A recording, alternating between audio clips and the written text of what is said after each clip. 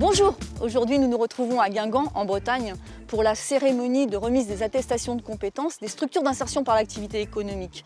Le réseau Différents et Compétents a mis en place des trophées de la reconnaissance à l'attention des collectivités ou des entreprises qui jouent le jeu de l'insertion en partenariat avec ces structures qui accueillent des salariés en insertion. Et je vous propose dès maintenant d'en découvrir une avec moi. Je suis Marie-Laure Lebert, directrice de la blanchisserie du Trégor Goëlo, basée à Tréguier et à Guingamp. On emploie une soixantaine de personnes, dont des personnes en situation d'insertion depuis une vingtaine d'années maintenant.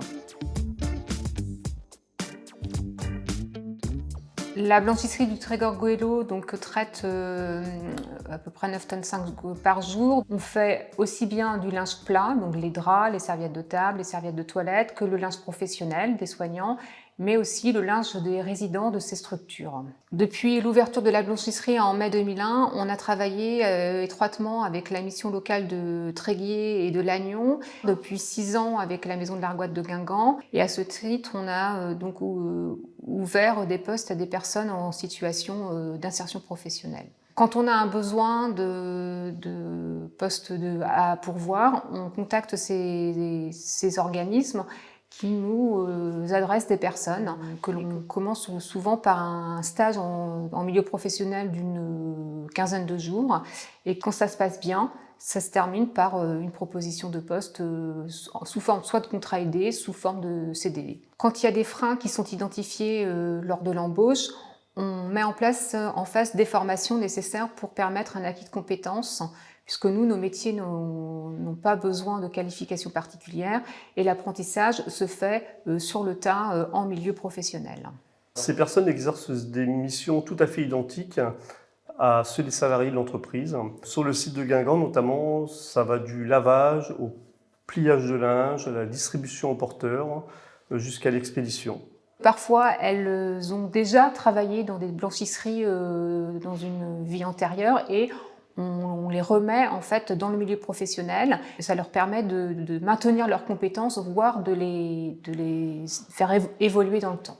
Il faut laisser à la personne le temps de trouver ses marques, le temps d'appréhender l'outil de travail. Ils sont entourés et encadrés avec des personnes de l'équipe en doublon sur des postes. Et généralement, en moins d'une semaine, ils ont compris le fonctionnement de l'entreprise et ils commencent à trouver leur marque. L'avantage d'employer une personne en insertion, donc à mon sens, pour l'entreprise, c'est très valorisant puisque nous sommes une entreprise et une mission de service public et donc on crée aussi un lien social.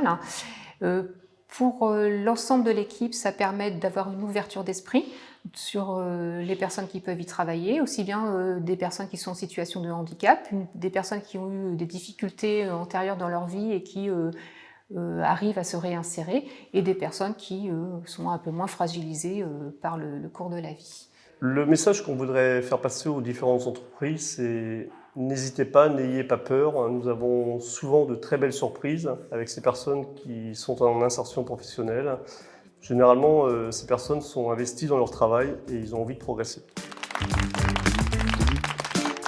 C'est une grande fierté parce qu'on a été retenu pour avoir inséré des personnes en difficulté. Et quand la maison de l'Argoate m'a téléphoné pour me dire qu'il y avait un trophée, je me suis dit ah bon, on fait rien de si extraordinaire que ça. Et donc sans s'en rendre compte, en fait, oui. Et c'est une grande fierté quand je vois les gens, la difficulté qu'ils ont eu à faire toute la valorisation de ces acquis, c'est très fier. Et c'est aussi un travail d'équipe en fait.